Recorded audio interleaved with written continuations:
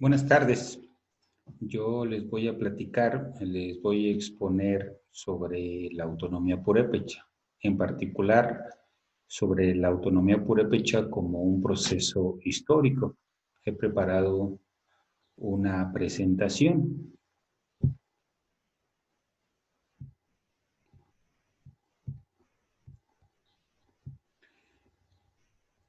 Bien, voy a platicarles, voy a exponerles tres puntos. Primero, observar o ver a la autonomía como un proceso histórico. Segundo, exponer que este es un proceso de autonomía liminar o renaciente que va comenzando. Y luego sobre algunas tesis sobre las luchas purépecha. Primero comentarles que el pueblo purépecha históricamente es un pueblo guerrero. Antes de la invasión española, cuando arribaron o regresaron los purépecha en el siglo XII, pues combatieron a los pueblos ya previamente asentados, al señorío de Naranja, al señorío de Comanja, al señorío de Jarácuaro. Fue un pueblo guerrero.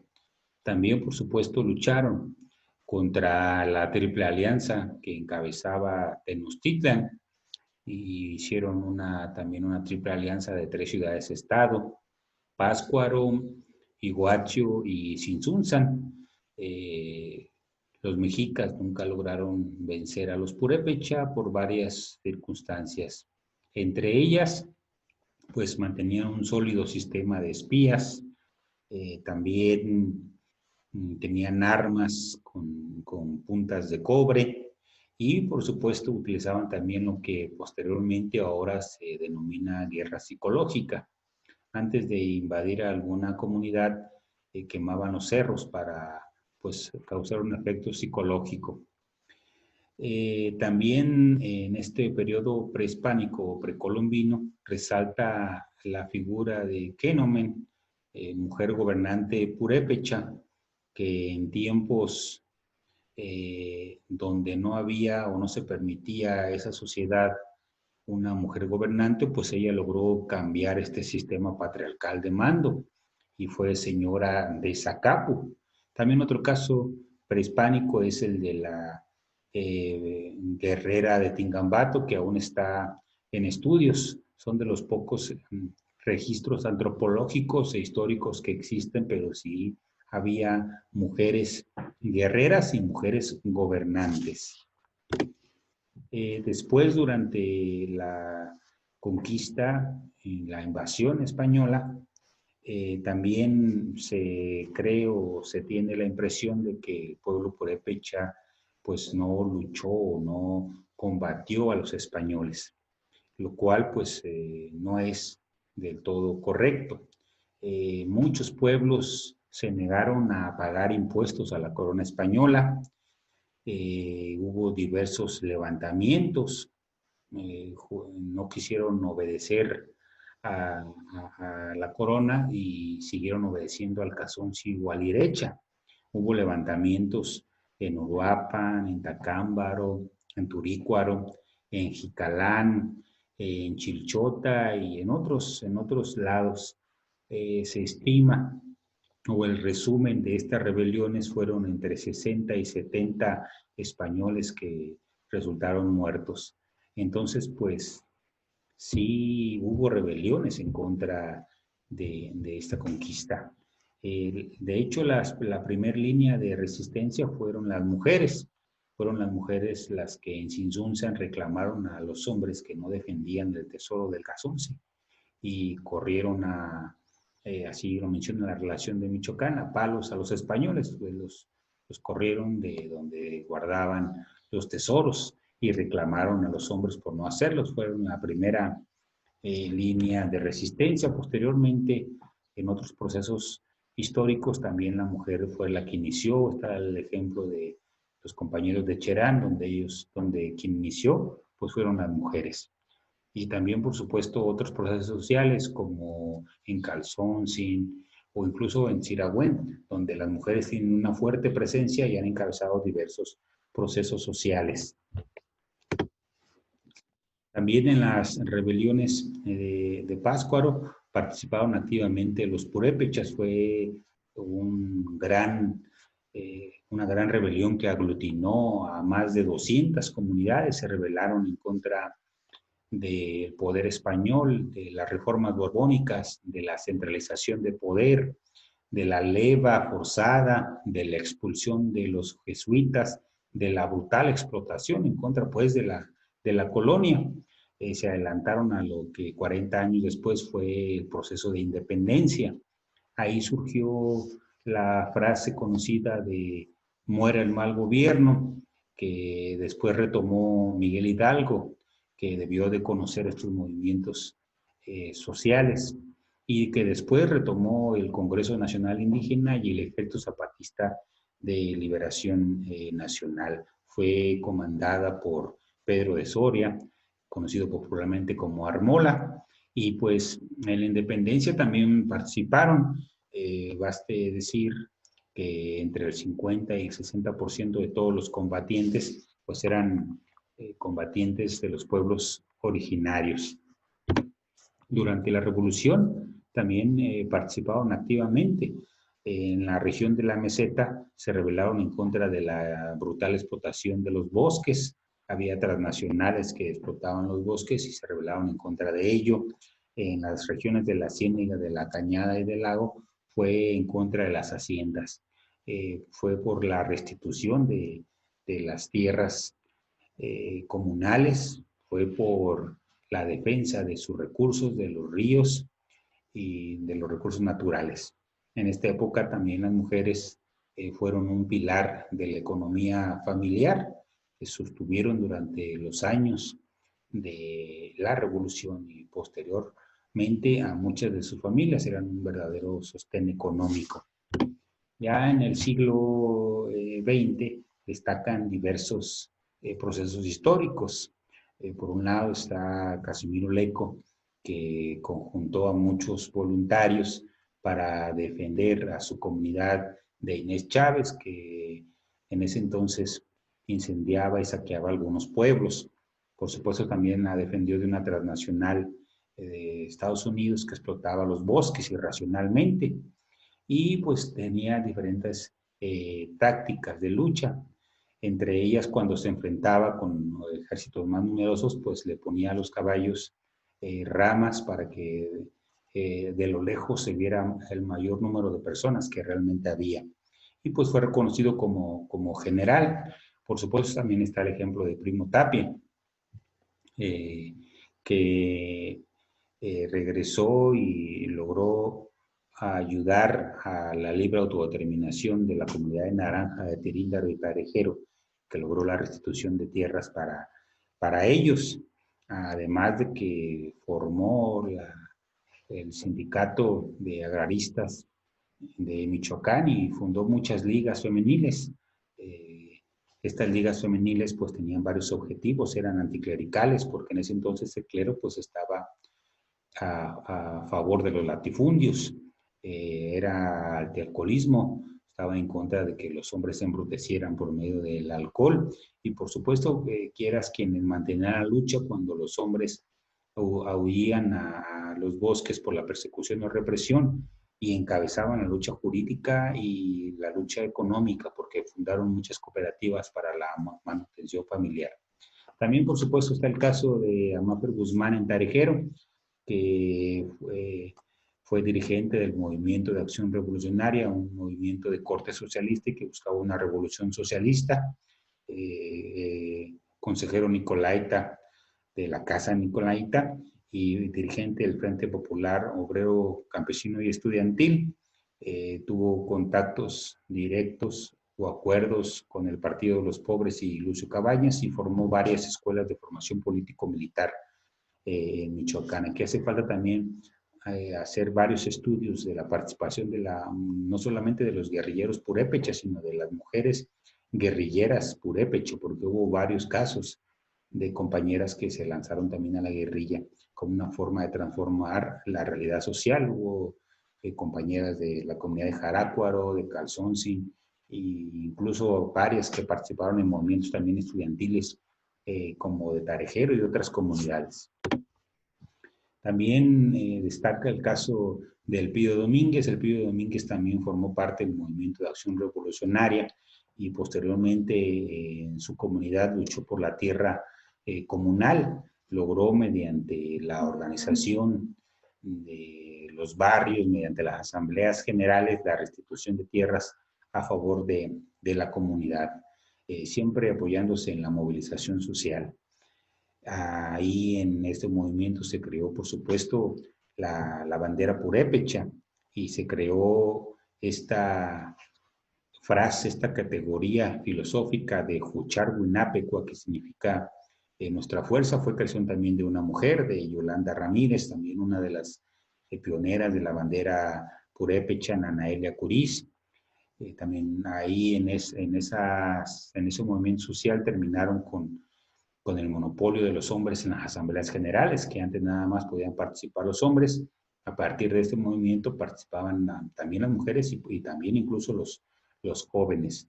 Otro ejemplo, por supuesto, es el de Efrén Capiz, el llamado abogado de los indios, que logró defender jurídicamente a más de 200 comunidades. Brindaba asesoría legal para diversas cuestiones, para la defensa de la tierra ejidal o comunal, para el reconocimiento como comunidad indígena. Varias comunidades lograron reconocimiento gracias a su ayuda, y también por la defensa de líderes sociales. Uno de los más sonados fue la defensa del chofer donde murió Genaro Vázquez Rojas. Él encabezó su defensa. Y otro ejemplo, por supuesto, es el de Juan Chávez, la autonomía sin permiso de nadie que nombraba, que fue el primer consejo de gobierno comunal que se creó en tiempos contemporáneos en Michoacán, y fue uno de los impulsores. Sostenía que no debía ser mediante las instituciones gubernamentales, donde se tenía que obtener la autonomía, sino pues mediante la autonomía de facto, a través de la movilización social de la organización comunal. Los antecedentes de los consejos de gobierno comunal, por lo menos hay 3 antecedentes. El Consejo de Gobierno de Teotihuacán, que se han identificado que había por lo menos 4 concejales, uno por cada barrio, alrededor del año 500 de esta era común, y que pues gobernaba una de las principales ciudades-estado prehispánicas. Es un ejemplo, un antecedente. El segundo es también un consejo para elegir al Calzonsi o Alirecha, que realizaban los ancianos venerables, los guerreros, los capitanes generales, los señores o los gobernantes, y que en él se elegía al Calzonsi o Alirecha. También había un consejo de educación para Tariacuri, había un consejo de guerra también, que decidía las acciones tácticas para defender o para expandir el territorio. Y por supuesto el Consejo Curicahuari-Cunchecua, que fue uno de los primeros que, al menos teóricamente, expuso trabajar sin la religión católica, sin los partidos políticos y sin el gobierno federal o estatal, es decir, mediante la autonomía. Por supuesto existen contradicciones, pero todo movimiento social así lo tiene. Entonces, ya a raíz de ello se dieron una multiplicidad de consejos de gobierno. Está el primero, el Consejo de Gobierno Comunal de Nurío, que evolucionó de un conflicto postelectoral. Después el más conocido, el Consejo de Gobierno Comunal de Cherán, que se fue moviendo de un movimiento en defensa de los bosques y la justicia para sus muertos y desaparecidos a un movimiento de autonomía. El Consejo de Administración de Tenencia de Tanaco, que fue surgiendo a la paz y que también quiso su libre autodeterminación. El Consejo Comunal de Pichátaro, que fue una creación de entonces jefe de tenencia junto con el comisariado, que poco a poco fueron creando las condiciones para que surgiera o emergiera este movimiento. El Consejo Comunal de San Felipe Los Herreros, que emergió de un conflicto con el ayuntamiento, que había habido corrupción ahí en unos edificios que había mandado hacer el ayuntamiento y pues fue corrupto y de ahí nació el movimiento, o el Consejo Comunal de Arantepacua, que fue caminando de un movimiento de justicia y que todavía siguen exigiendo justicia para sus muertos, a un movimiento de autogobierno, el Consejo Comunal de Comachuen, que también evolucionó de un conflicto preelectoral, y el Consejo Comunal de Sebina, que fue uno de los que tuvo mayores problemas. Defendieron jurídicamente más de 12 recursos que interpuso encabezados por el ayuntamiento, controversias constitucionales, amparos, juicios, y todos y cada uno de ellos, además de que en las asambleas generales se les ganó a los partidarios de los partidos políticos. Y ya en los últimos tres, el Consejo Comunal de Urapicho, Cheranástico y Pomacuarán, que surgió en el contexto determinado del municipio de Paracho, donde ahí siguieron el ejemplo de una autonomía que es sin juicios, sin cuestiones jurídicas, sino una autonomía de facto por medio de los hechos, por medio del movimiento social, y exigieron la parte proporcional que le corresponden al ayuntamiento. Y por supuesto, el último, el Consejo Supremo Indígena de Michoacán, que en el último lustro o en los últimos 5 años ha estado generando las condiciones para lograr la libre autodeterminación, autogobierno de varias comunidades. Después, tenemos entonces la segunda idea, que es que la autonomía purépecha es una autonomía liminar, una autonomía que históricamente va iniciando. No es un fin. La autonomía purépecha no es un fin, es un medio. No es una meta, sino es un camino. No es una respuesta absoluta, sino es una búsqueda incesante. Es decir, pues el fuego va comenzando. Es un medio para la expulsión de los partidos políticos, es un medio para recuperar nuestra cultura, el idioma, la historia, la cosmovisión, y es una poderosa herramienta para defender el territorio, para defender los recursos naturales y para defender los derechos colectivos. Se podrían decir varias cosas al respecto. Primero que todos estos consejos recurren a la historia para entender y legitimar sus procesos de autodeterminación. Segundo, que la constante en todos estos consejos es de que la máxima autoridad es la Asamblea General. Tercero, que el sujeto de la historia es la Asamblea General, el pueblo organizado. No son los abogados, no son los asesores, no son los coordinadores, sino es la Asamblea General, el pueblo organizado del sujeto de la historia. Y por último, que no hay recetas o fórmulas para la implementación de la autonomía. Sabemos, por supuesto, que hay diversas formas de autonomía o autodeterminación. Una de las más impresionantes o mejores es la que hizo Emiliano Zapata en el estado de Morelos.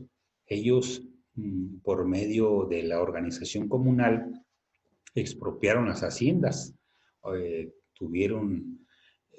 obtuvieron o tomaron en sus manos la producción de las grandes haciendas, impusieron autoridades locales y estatales, es decir, incluso hicieron sus propias leyes, pusieron sus propias leyes, no trabajaron con las leyes burguesas, sino hicieron su propio cuerpo jurídico que defendía sus derechos colectivos. Y ello se debe al contexto histórico determinado de la Revolución. Otra autonomía es la de los hermanos zapatistas de Chiapas, que ellos también se levantaron en armas y lograron una autonomía que no depende para nada del Estado. La autonomía purépecha en este marco, entonces, depende o es en base a sus condiciones históricas concretas. Por último, platicar un poquito o exponer algunas ideas sobre las luchas purépechas. Primero, que mantienen una lucha y una resistencia permanente, ya sea luchando por la dominación del señorío purépecha, contra la invasión española, contra la colonia, por la restitución de sus tierras, por la tierra comunal, por la defensa de sus derechos, por la defensa de los bosques, y en los últimos años, por supuesto, están luchando por la autonomía. Entonces vemos que ahí hay dos constantes. Uno, la organización comunal y dos, el trabajo comunal. Es histórico, el pueblo purépecha se ha mantenido durante más de 500 años en resistencia y en lucha. Segundo, insistimos que todo el eje central, la columna vertebral, es la toma de decisiones por medio de las asambleas generales. Tercero, que para ello el pueblo purépecha ha conformado diversas formas de organización.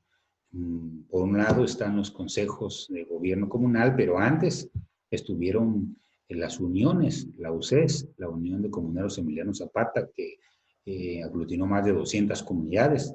Y antes, por medio de ligas y sindicatos, el Sindicato de Comunidades Agrarias de Michoacán, que también aglutinó más de 180 comunidades. Y antes, pues la organización fue por medio de barrios para la defensa del territorio o para la expansión, se realizaba por medio de barrios. La cuarta reflexión es de que en las comunidades originarias y en las comunidades purépechas existe desde hace mucho la revocación de mandato. Eso que apenas quieren legislar o proponer a algún partido político ya se hace desde hace mucho tiempo en las comunidades, se revoca el mandato. Jefes de tenencia, comisariados ejidales o comunales, consejos de gobierno comunal, jueces tradicionales, a la hora que la Asamblea General lo disponga, son depuestos o revocados de su mandato. Finalmente, cinco y último, que han utilizado la historia, el idioma y el arte como una herramienta, como un arma de lucha. La historia para legitimar sus procesos sociales, entenderlos y mejorarlos. El idioma como una herramienta para acordar las tácticas de lucha y que el ajeno no sepa o no conozca, o los gobiernos no lo tan fácil logren entenderlo. Y tercero, el arte también, que pueden observar en cualquier comunidad. Hay murales, hay representaciones artísticas que defienden sus procesos de autodeterminación, autogobierno y autonomía. A grandes rasgos, esta sería mi primera intervención, platicar sobre estas cuestiones y agradezco su espacio. Muchas gracias.